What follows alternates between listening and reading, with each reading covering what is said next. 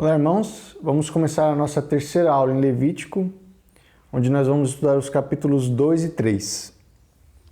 Mas primeiro, vamos fazer uma revisão muito breve da nossa última aula.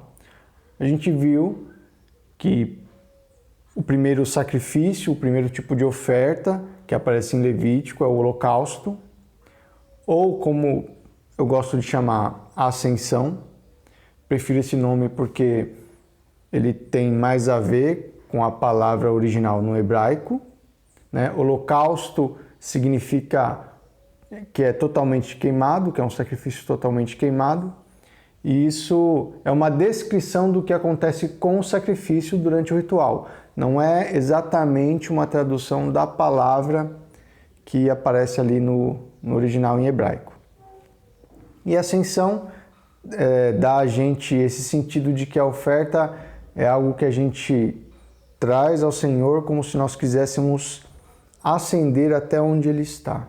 É a forma pelo qual o Senhor deu para a gente se aproximar dEle. Nós estamos na terra, o Senhor nos céus, e através desse sacrifício a gente é elevado até onde Ele está, simbolicamente. E aí a gente viu que o animal era morto, o sangue era jogado nas paredes do altar, ele era escalpelado, dividido em partes, e aí a primeira parte que ia no fogo é a cabeça com a gordura, depois o resto do animal era lavado com água, e esse resto então ia para o fogo junto com a cabeça do animal.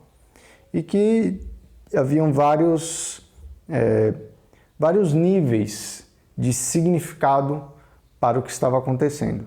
E nós vimos também que podiam ser 5 tipos de animais que poderiam ser apresentados nesta oferta. Todos eram machos sem defeito, simbolizando, no final das contas, nosso Cristo sem defeito, né? Deus não aceita que se aproxime dele o pecador meramente. Para se aproximar dele tem que ser alguém santo como ele é santo. E eram 5 tipos de animais, então, macho sem defeito, podia ser um boi, podia ser um bode, podia ser um cabrito, né, um cordeiro, podia ser uma rolinha, um pombinho. E esses 5 tipos de animais, nós vimos também, são os mesmos animais que Deus pediu, os mesmos 5 tipos de animais que Deus pediu para que Abraão trouxesse no dia em que Deus fez um pacto com Abraão. Então, uma das inferências que a gente fez a partir disso e também daquela questão do Monte Sinai é que o momento em que essa oferta, esse holocausto era oferecido, é um momento em que o pecador estava arrependido dos seus pecados, trazia um substituto diante de Deus e ele renovava esses pactos. Ele renovava o pacto diante de Deus, de que ele confessava que ele tinha quebrado a aliança de alguma forma e que queria continuar nela, vai se esforçar por continuar cumprindo o que ela pede, né? Ele quebrou, mas está arrependido e ele traz o substituto para sofrer no seu lugar por ele ter quebrado a aliança, mas ele vem afirmar o seu compromisso com ela, com essa aliança, apesar disso. Então isso é basicamente o que nós vimos na última aula.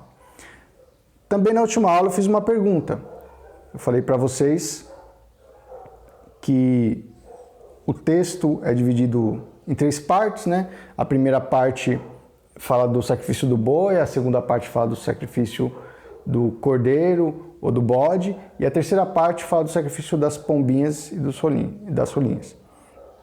Essa última parte ela é mais diferente do que as outras. Eu não vou entrar tanto no mérito do porquê o sacrifício com o holocausto, do holocausto, das pombinhas e das rolinhas era tão diferente. Não dá para a gente avançar tanto só nesse assunto, né? Senão a gente não sai mais do holocausto. Mas eu pedi para vocês prestarem atenção que havia uma diferença no sacrifício do boi ou no sacrifício do cordeiro do bode. Se vocês tivessem lido, ou se vocês leram, vocês vão ter descoberto que no capítulo 1, versículo 11, diz assim: Sacrificará no lado norte do altar diante do Senhor. Essa é a diferença. Sacrificar do lado norte do altar não é pedido no caso do boi, mas é pedido no caso do bode ou do cordeiro. E é interessante, né, irmãos? Conforme você vai lendo, você vai vendo que tem muitos detalhes. E às vezes, como nesse aqui, a oferta é numa minúcia que o Senhor pede para mostrar, ou para mudar. Isso ressoa com os temas que o pastor tratou, inclusive, no último culto, né? Quem assistiu o último culto viu que o pastor falou, inclusive, sobre esse capítulo 1 de Levítico. Ele deu outras ênfases em outras partes do texto que a gente não comunicou em aula, mas uma das coisas que fica clara, que eu quero reforçar também, é como o Senhor é minucioso com os detalhes do seu culto, como Ele é cuidadoso, como para Ele interessa a forma como você se aproxima. A forma como você se aproxima dEle tem que ser do jeito dEle. A gente não se aproxima de Deus do jeito que a gente bem entende. A gente se aproxima de Deus do jeito que Ele quer, do jeito que Ele gosta. Como é qualquer relação, né? Na verdade, se você quer conhecer alguma pessoa, se você quer agradar alguma pessoa, você tem que se aproximar dela com assuntos que ela gosta, com assuntos pelos quais ela se interessa. Se você quer dar um presente para alguém, tem que ser o tipo de presente que ela gosta, né? Não adianta você dar uma bola de futebol para mim. Eu nunca gostei de futebol, por exemplo. Não é o que se espera de um homem aqui no Brasil, mas quem me conhece sabe, né? Você tem que conhecer a pessoa para saber como agradar ela. E a palavra de Deus está aqui para isso. Está aqui para revelar a Deus quem Ele é e como Ele gosta de que se aproximem dEle, como Ele gosta de ser adorado, mais do que tudo, como Ele deve ser adorado. Porque Ele não é só alguém de que a gente se aproxima, Ele é o Rei dos Reis, o Senhor dos Senhores, e a gente tem que chegar até Ele com essa mentalidade. Isso vai ter tudo a ver com a próxima oferta, que a gente vai estudar agora, a oferta de cereais. Eu vou ler o capítulo 2 e aí a gente vai discutir um pouco como o significado dessa oferta, como é o rito e o que ele significa, tá? Então, vamos lá. Levítico capítulo 2, eu vou ler de novo na Almeida século 21. Eu estou lendo na Almeida século 21, irmãos, mas tem outras traduções boas, tá? Essa aqui é uma Bíblia que eu gosto, não é especial, é a melhor tradução. Existem outras traduções muito boas também. Eu leio mais essa daqui por conveniência mesmo. É uma Bíblia que eu tenho na minha casa e eu gosto de ler nela. Eu sempre li na Almeida e essa aqui é uma Almeida um pouco mais moderna. Então eu uso ela, tá? Então vamos lá. Levítico capítulo 2, versículo 1. Quando alguém fizer uma oferta de cereais ao Senhor, sua oferta será da melhor farinha. Sobre ela derramará azeite e porá incenso, e a levará aos sacerdotes, filhos de Arão. Um deles pegará um punhado da melhor farinha com azeite e todo o incenso, e queimará sobre o altar como oferta memorial, oferta queimada de aroma agradável ao Senhor. O que restar da oferta de cereais pertence a Arão e seus filhos. É porção santíssima entre as ofertas queimadas ao Senhor. Quando fizerdes ofertas de cereais assada ao forno, deverá ser de bolos feitos da melhor farinha sem fermento e amassados com azeite, ou de bolachas sem fermento untadas com azeite. E se a tua oferta de cereais for assada na assadeira, será feita da melhor farinha sem fermento, amassada com azeite. Tu a partirás em pedaços e derramarás azeite sobre ela. É uma oferta de cereais. E se a tua oferta de cereais for cozida na panela, será feita da melhor farinha com azeite. Então levarás ao Senhor a oferta de cereais feita dessas coisas. Ela será apresentada ao sacerdote, que a levará ao altar. O sacerdote separará uma parte da oferta de cereais como memorial e a queimará sobre o altar. É a oferta queimada de aroma agradável ao Senhor. O que restar da oferta de cereais pertencerá a Arão e seus filhos. É porção santíssima entre as ofertas queimadas ao Senhor. Nenhuma oferta de cereais que fizerdes ao Senhor será preparada com fermento, pois não queimarás nenhum fermento nem mel algum como oferta queimada ao Senhor. Podeis oferecê-los ao Senhor como oferta de primeiros frutos, mas não subirão como aroma agradável sobre o altar. Temperarás com sal todas as tuas ofertas de cereais. Não deixarás que lhes falte o sal da aliança do teu Deus. Oferecerás sal em todas as tuas ofertas. Se fizerdes oferta de cereais dos primeiros frutos ao Senhor, oferecerás o grão moído de espigas verdes tostadas no fogo. Derramarás azeite e porás incenso sobre ela. É uma oferta de cereais. O sacerdote queimará a parte memorial, isto é, a parte do grão moído, e parte do azeite com todo o incenso. É oferta queimada ao Senhor. Então tá. Como era esse rito? Você trazia lá o seu pão, a sua bolacha, que podia ser preparada de várias formas, né? Da melhor farinha, sempre com azeite. E trazia ao sacerdote. O que o sacerdote fazia? Pegava uma parte, colocava sobre o fogo, e outra parte era dele. E era esse o rito. Esse é bem mais simples, né? Mas ler o capítulo não foi tão simples, né? Quando a gente leu, a gente percebeu vários detalhes ainda, né? Mas onde estavam esses detalhes? Essa é uma parte interessante desse rito. Você tem, novamente, 5 formas de apresentar esse rito. Ou ele era farinha, da melhor farinha, misturada com azeite e incenso, ou ele era assado no forno, assado na assadeira, ou cozido, ou ainda espigas tostadas no fogo. Então, você tinha essas 5 formas. E a gente percebe que o trabalho de verdade dessa oferta não estava na hora em que você fosse fazer o ritual. Estava na preparação do ritual. Pelo menos, né, a maioria dessas formas do ritual da oferta de cereais, ela era feita no forno, cozinhando, assando, né? Você tinha que preparar, você tinha um certo trabalho na composição dessa oferta. E essa perspectiva vai ajudar a gente a entender um pouco qual o significado da oferta de cereais. Então, a primeira coisa é essa. Quando você vai ofertar uma oferta de cereais, a maior parte do trabalho não é feita no templo, é feita em casa. A segunda coisa que a gente precisa captar para entender o significado dessa oferta é, de novo, o nome da oferta. No hebraico original, a palavra é minká.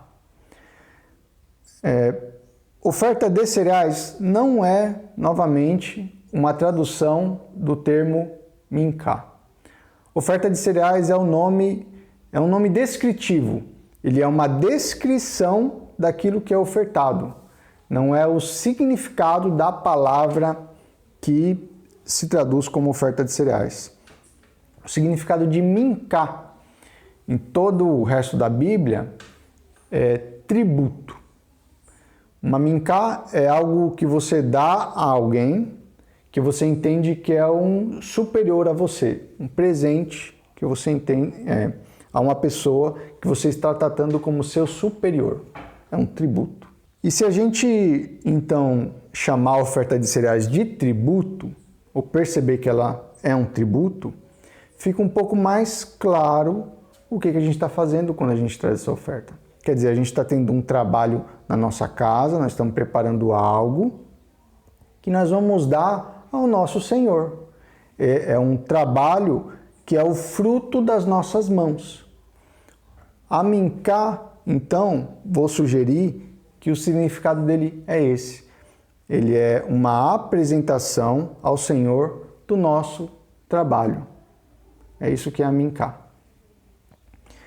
E se a gente parar para entender dessa forma, é muito interessante, né? Porque a gente acabou de falar da ascensão. Quer dizer, você ascendeu a presença do Senhor.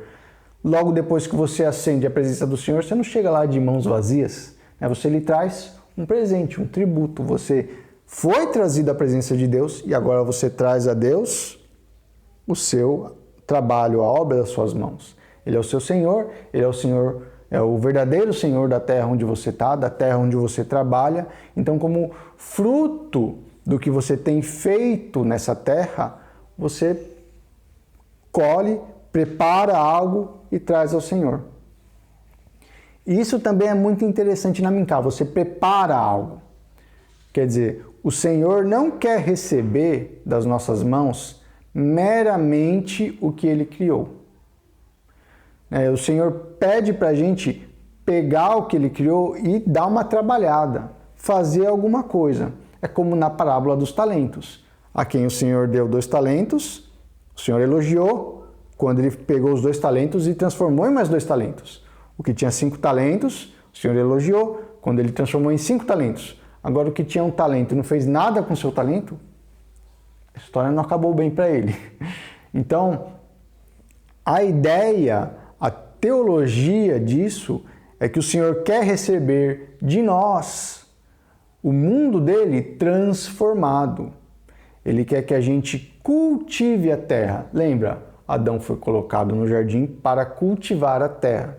Quando você estuda também a teologia do mandato cultural, é baseado naquele texto de Gênesis que se tira essa ideia de que nós devemos trabalhar a terra. Nós não fomos criados para meramente viver para sempre no jardim, né? A história bíblica caminha do jardim para Nova Jerusalém, que é uma cidade.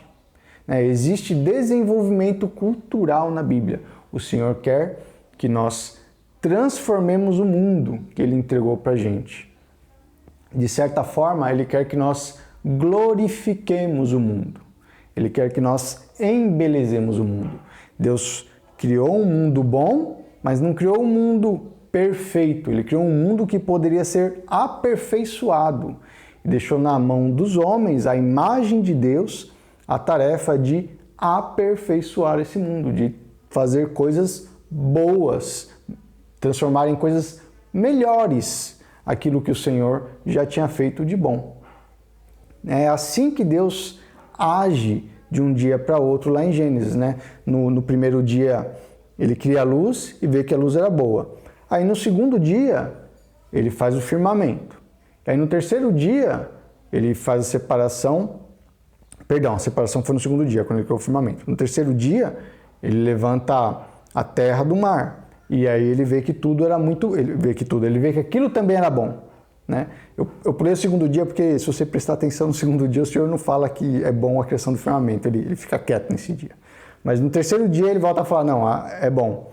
E assim Deus vai, dia após dia, melhorando a coisa que Ele havia feito. No final era tudo muito bom, mas não quer dizer que não dá para ficar muito mais bom ainda. E, inclusive dá. Tanto que o Senhor, no final dos tempos, né, vai trazer a Nova Jerusalém e vai ser muito melhor ainda, né? Então, nosso Deus é um Deus assim, que trabalha de glória para glória, sempre melhorando as coisas que Ele já fez. E assim, nós que somos a imagem de Deus, devemos ser também. Deus nos deu essa capacidade, nos deu essa tarefa de pegar o mundo e transformá-lo em algo ainda melhor. Tá bom? Então isso toda essa teologia faz parte da ideia da Minká. A Minká você tinha que... alguma coisa você tinha que fazer com a oferta, né? Na maioria das vezes, inclusive, você aplicava fogo, né? E o fogo, quando você queima o alimento, ou assa, cozinha, você transforma o alimento de tal forma que não é mesmo nem possível você voltar para o estado anterior, né? Não é que nem Lego, que você, estou transformando as coisas, estou construindo aqui, tal, alguma coisa. Não. Passar pelo fogo é algo que transforma de forma brutal aquilo com que você está mexendo, né? Não tem como voltar atrás. Essa é basicamente a teologia do tributo, da Minká. Agora, outra coisa importante que nós precisamos destacar aqui é que quando você vai fazer essa oferta, parte ficava para o sacerdote.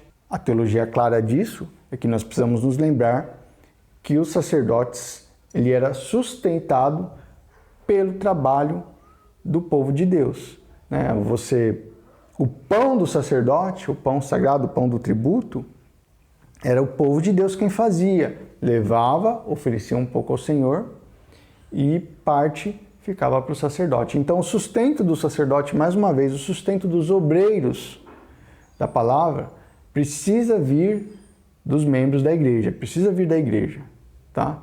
Então, eu acho que isso fica bem claro aqui. Se a minca é um tributo que nós damos ao Senhor, e o sacerdote era alimentado em parte através desse tributo, fica claro que a gente tem que ajudar os nossos sacerdotes, né, os nossos obreiros, no caso aqueles que cuidam da casa de Deus, ajudar eles financeiramente, ajudar o sustento, né, não só do prédio da igreja, mas também do custo de vida daqueles que vivem para ministrar a palavra. Mas então tá.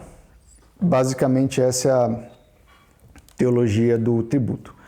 Existe ainda mais uma coisa que nós podemos pensar com relação ao tributo e com relação ao holocausto. Todas as vezes que o tributo aparece no restante da Escritura, ele nunca aparece desacompanhado do holocausto, né? Isso é uma pista, digamos assim, porque em nenhum momento está escrito, mas eu acho que fica uma inferência clara de que todas as vezes que você for apresentar o seu trabalho diante de Deus, você não pode simplesmente apresentar o seu trabalho diante de Deus. Você não pode simplesmente apresentar o seu tributo. Você tem que vir apresentar esse tributo em cima de um holocausto. Ou melhor dizendo, em cima de uma oferta, assim, em cima de um substituto pelos seus pecados.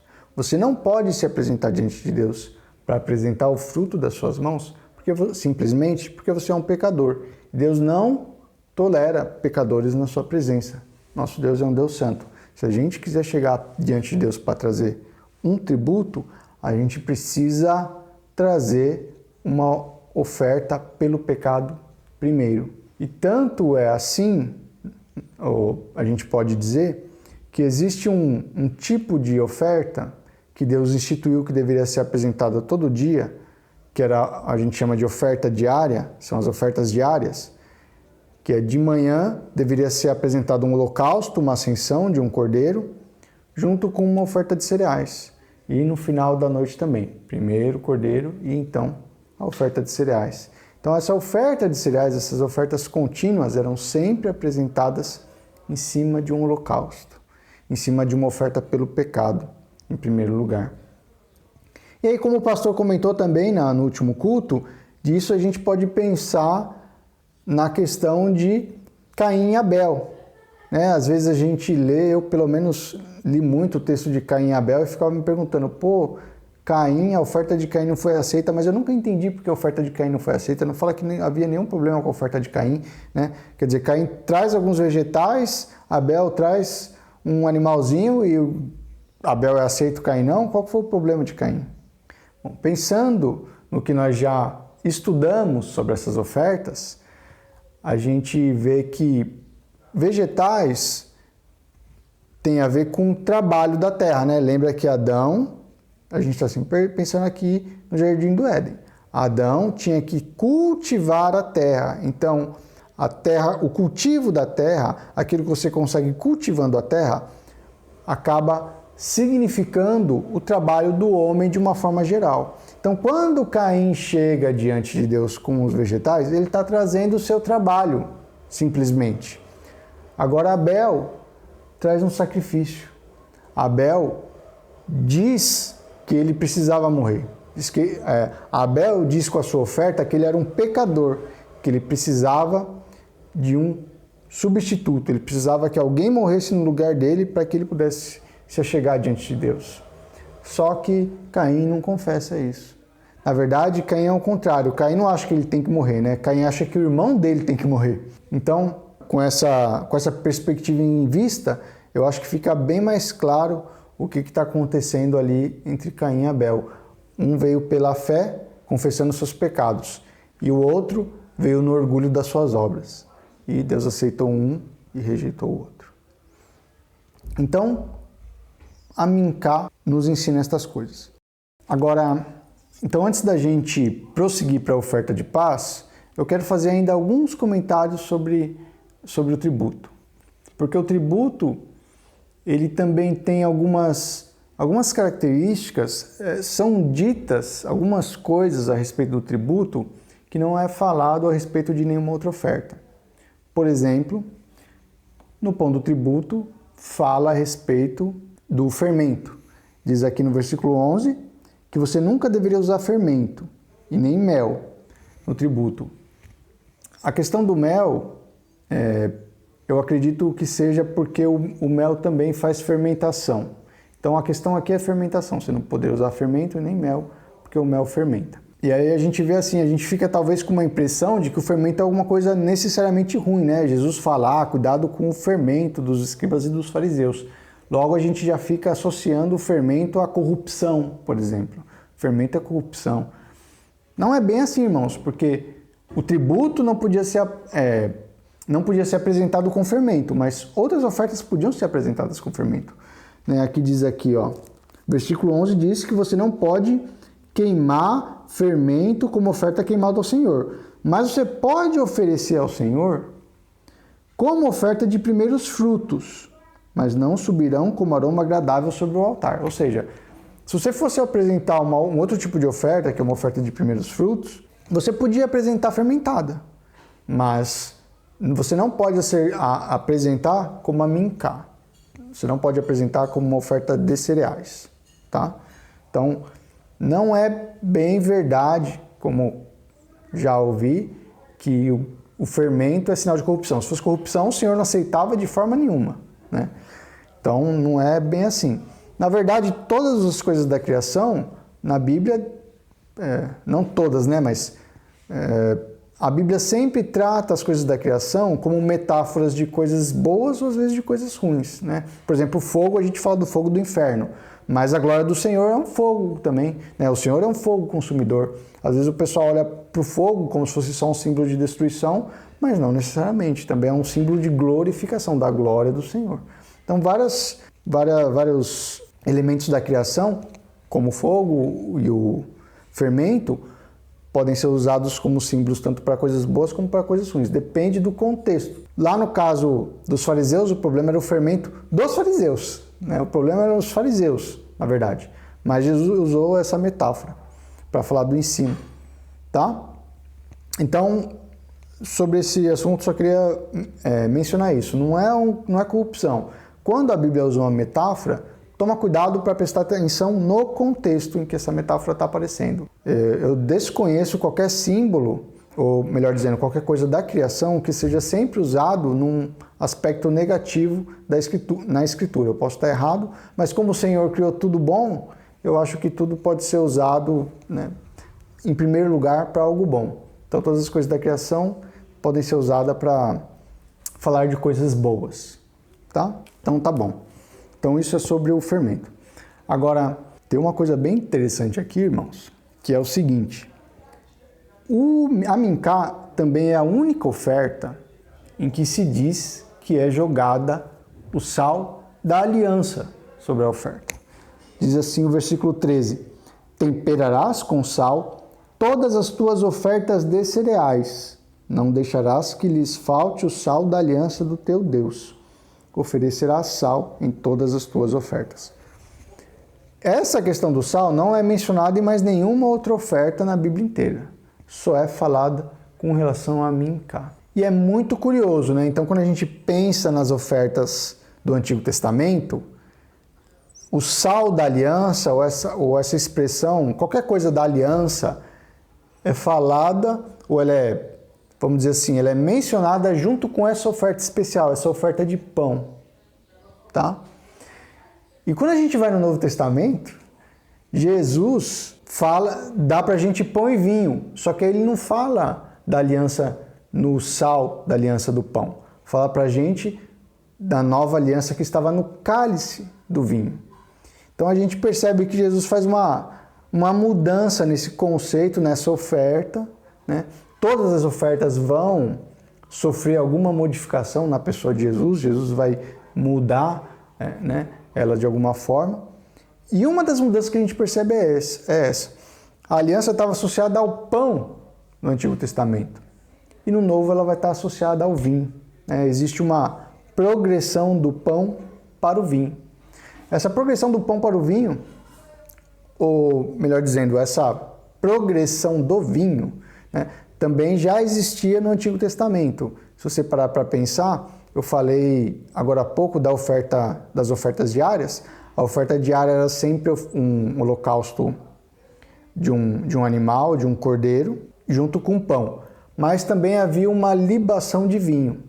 Porém, o vinho, essa libação de vinho, né, o vinho que era derramado, só entrou na rotina desse sacrifício quando os israelitas chegaram na Terra Prometida. O Senhor falou, quando vocês chegarem na Terra, aí vocês vão começar a fazer esses sacrifícios diários com uma libação de vinho também. Então o vinho ele tem esse sabor escatológico, ele está ligado a coisas que vêm depois, a coisas que vêm no final, né? Então, já no Antigo Testamento a gente tem uma certa mudança nessa questão das ofertas diárias. A aliança ainda era simbolizada no pão, mas depois quando eles chegam na terra, a oferta diária tem uma modificação que além do pão agora você vai derramar vinho. E quando chega Jesus, você tem uma mudança total dessa oferta diária, né? Na ceia do Senhor. Na ceia do Senhor você tem o Cordeiro de Deus, que é Jesus, você tem o pão e você tem o vinho. E o vinho não é derramado, mas é oferecido aos discípulos. O pão e o vinho é oferecido aos discípulos, que é mais um sinal do sacerdócio de todos os crentes, né? Aqui a gente viu que só os sacerdotes podiam comer do pão, mas quando chega na ceia, e eu acho que é inegável você entender que aquele momento da ceia em que tem um cordeiro, pão e vinho, aquilo é uma transformação no Novo Testamento do que eram as ofertas diárias do cordeiro, do pão e do vinho, que Jesus transforma esse ritual, essas ofertas diárias, e dá para os discípulos o pão, que seria o pão dos sacerdotes. E fala, agora vocês também são sacerdotes. Todos vocês vão chegar perto de Deus como os sacerdotes chegavam, ou vão até chegar mais perto, né? Porque agora o vinho também não vai ser mais só derrubado, vai ser oferecido a vocês. Vocês estão chegando mais perto de Deus agora do que vocês jamais chegaram. Mas então temos isso. Há uma transformação das ofertas diárias. O irmão que estiver curioso para ler onde é que estão essas ofertas diárias, você pode ler em Êxodo 19. Êxodo 19, está me fugindo agora. Mas você pode ler também em Números 15 e em Números 28. Na verdade, eu até recomendo que você leia em Números 15 e Números 28, porque você vai perceber que existem diferenças nesses dois textos. E se você juntar as informações que estão ali, você vai entender melhor essa história do vinho depois e antes era de outro jeito, tá? Então, dá uma lida lá, Números 15 e Números 28. E então Jesus transforma esse ritual. Jesus também transforma, claro, né, irmãos, os tempos em que essa oferta deveria ser oferecida. Você não tem mais sacrifícios diários. Jesus lá fala que todas as vezes que vos reunirdes, né? Então Jesus muda o tempo, muda o momento em que essa oferta deveria ser feita. E também eu acho que vale a pena a gente pensar num outro tipo de cumprimento da Mincá que Jesus fez, que é, se a gente pensar que então na ceia do Senhor, o Senhor está cumprindo ou dando o significado último da Mincá, do tributo. O que Jesus faz na ceia? Ele pega o pão e parte e fala, este é o meu corpo. Então o tributo de Jesus, o verdadeiro tributo, aquele que Deus realmente quer, é esse sacrifício. O tributo de Jesus foi o seu corpo que ele deu pela vida do mundo. Foi essa a oferta de Jesus, essa é a sua Mincá. E essa é também, em outro sentido, mas a Mincá, a principal Mincá, o principal tributo que nós precisamos oferecer hoje a Deus. É imitando Jesus, nos sacrificar pelo bem dos nossos irmãos, pelo bem do mundo. Tá bom? Esse é o que eu queria trazer a respeito dessa oferta. Agora, vamos tratar das ofertas de paz ou dos sacrifícios pacíficos. Esse sacrifício, a gente vai ser um pouco mais breve, porque também a gente já tratou bastante do holocausto, que lembra um pouco. Mas vamos ler. Levítico capítulo 3.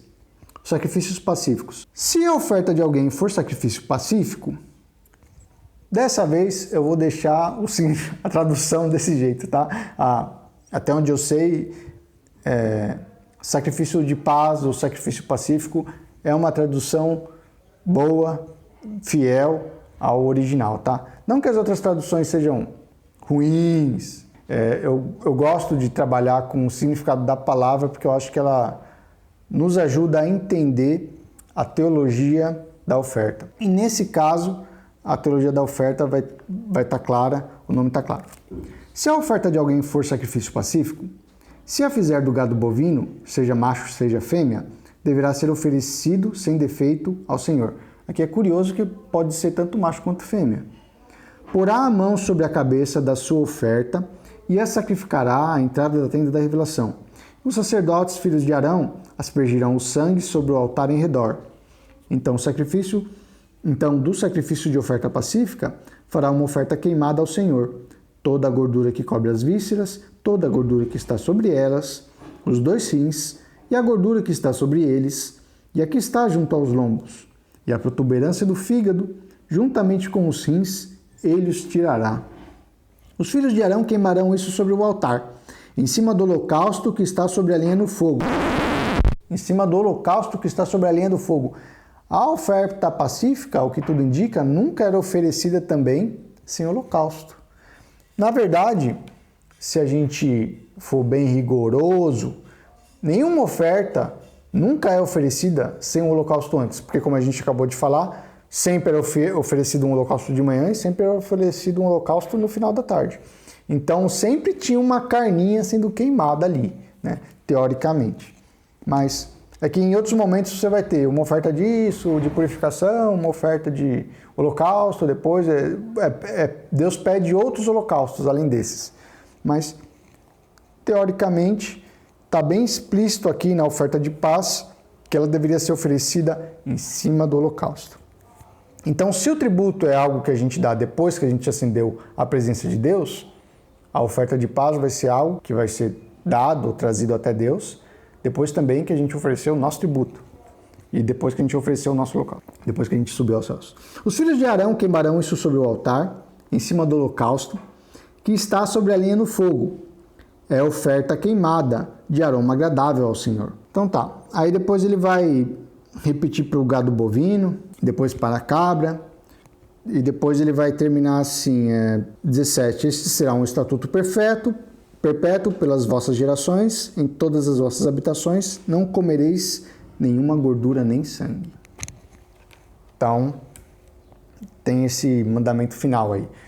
A gordura desse animal, que você ia sacrificar como oferta de paz, ia sempre para o fogo, o sangue ia para o altar, mas ele dá um mandamento mais geral até. Nenhuma carne, em nenhum momento, você deveria comer a gordura e nem o sangue. Ao que tudo indica, eram coisas santas, eram coisas pertencentes ao altar, né? O sangue sempre na parede do altar e a gordura em cima. Então, o sacrifício de paz, ele lembra o holocausto, né? No que você mata o animal, joga o sangue ao redor do altar, mas aqui não fala nada sobre as peles, e nem fala de a cabeça ir para o fogo, e na verdade nem fala do bicho ir para o fogo, só vai a gordura dele para o fogo, né? A gordura lá das vísceras, dos rins, parte do fígado e os rins.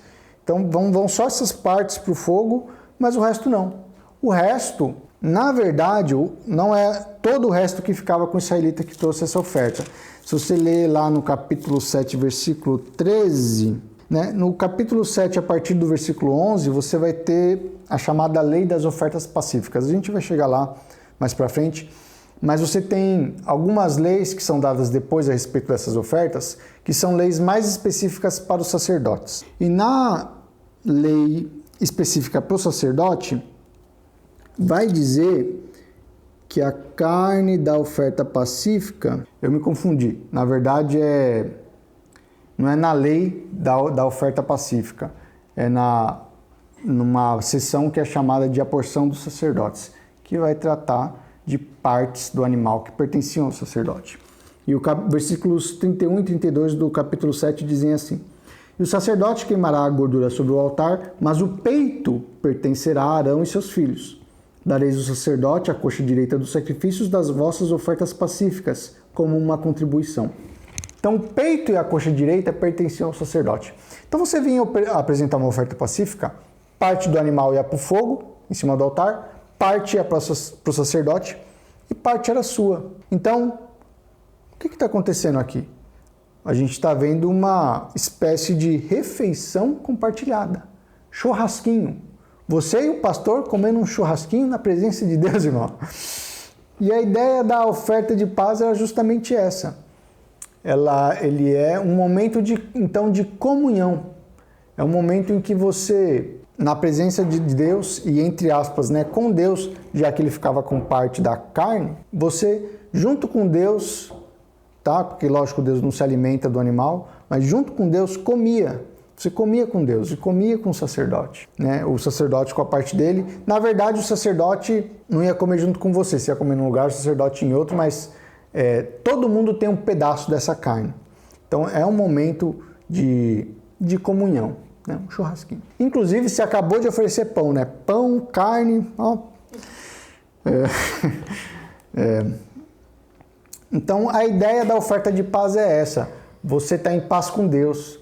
Você, vamos dizer assim, sela essa paz ou expressa essa paz através do momento em que você está comendo com Deus. Semelhante à ceia do Senhor, né, irmãos? Que o Senhor comeu a ceia conosco, que ainda promete que vai comer a ceia novamente conosco, né? Então, um momento em que você subiu aos céus, pediu perdão pelos seus pecados, renovou a aliança, ofereceu o seu tributo, o Senhor aceitou o seu tributo e agora você está em paz com Ele e Ele te chama para uma refeição.